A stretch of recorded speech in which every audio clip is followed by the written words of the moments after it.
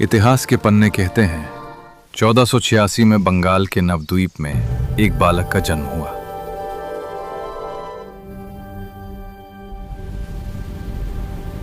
लेकिन भक्ति के ग्रंथ कहते हैं उस रात भगवान ने खुद एक भक्त के रूप में अवतार लिया। क्या यह सिर्फ एक जन्म था या एक क्रांति की शुरुआत? तो चलो शुरू करें आज निमाई की कहानी।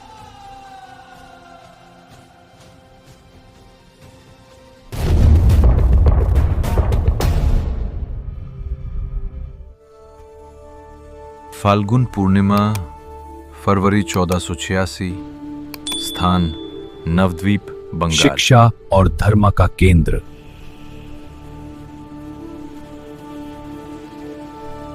पिता जगन्नाथ मिश्रा, माता शाची देवी। और उस रात जब चंद्र ग्रहण लगा था,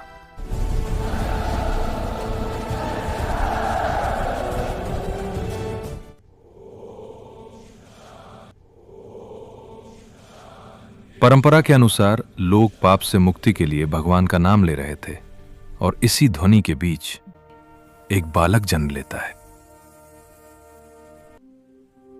कुछ लोग कहते हैं वो मृत्यु से जन्मे थे।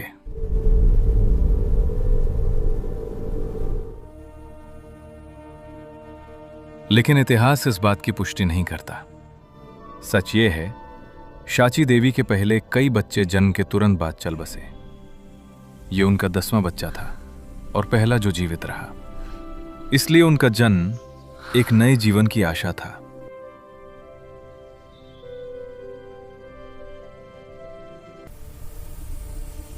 और धार्मिक दृष्टिकोण से वो एक ऐसे युग में आए जब दुनिया भक्ति से दूर हो चुकी थी, जहां ज्ञान था लेकिन प्रेम नहीं।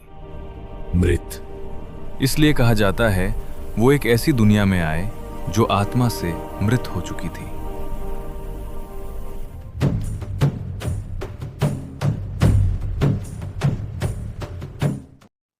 और उनका आगमन उस मृत दुनिया में जीवन डालने के लिए था। उनका नाम रखा गया विश्वंभर। लेकिन नीम के पेड़ के नीचे जन्म लेने के कारण लोग उन्हें निमाई बुलाते थे। बचपन से ही असाधारण बुद्धि, अल्प समय में ही वो नवद्वीप के सबसे बड़े पंडित बन गए। कोई उन्हें हरा नहीं सकता था।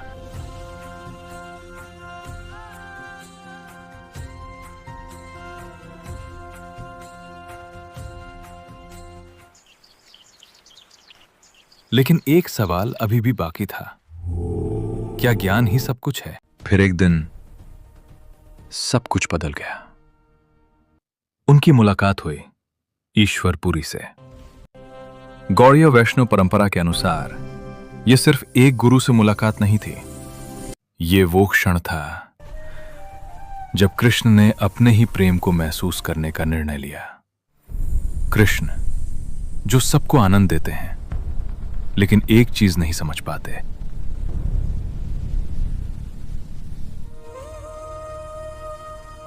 राधा का प्रेम कितना गहरा है। मुझ में ऐसा क्या है जो वो इतना प्रेम करती हैं, और उस प्रेम में उन्हें कैसा आनंद मिलता है? इन 3 प्रश्नों का उत्तर पाने के लिए भगवान को भक्त बनना पड़ा।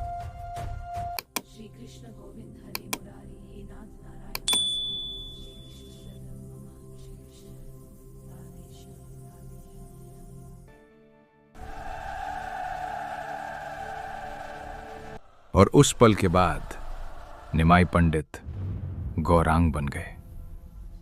अब उनकी आंखों में आंसू थे, होठों पर नाम था और हृदय में राधा का प्रेम।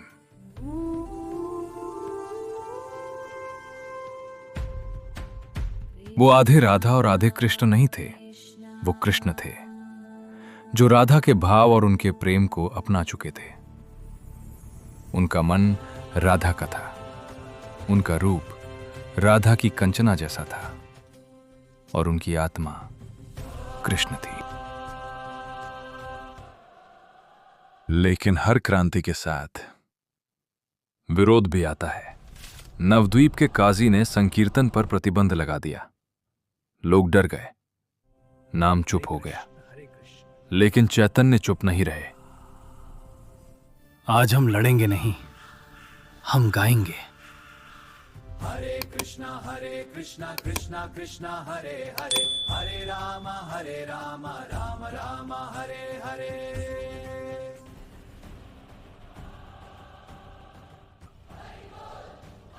और उस रात भक्ति ने डर को हरा दिया। लेकिन सबसे बड़ा बलिदान अभी बाकी था, दुनिया को प्रेम देने के लिए। उन्हें अपनी मां, अपना घर सब छोड़ना पड़ा। यह सिर्फ त्याग नहीं था, यह पूरी मानवता के लिए प्रेम का दान था। अब वो निमाई नहीं रहे, अब वो श्री कृष्ण चैतन्य महाप्रभु थे, भगवान जो खुद भक्त बन गए। लेकिन यह प्रेम अकेला नहीं था, इसे पूरा करने के लिए 4 और रूप आने वाले थे।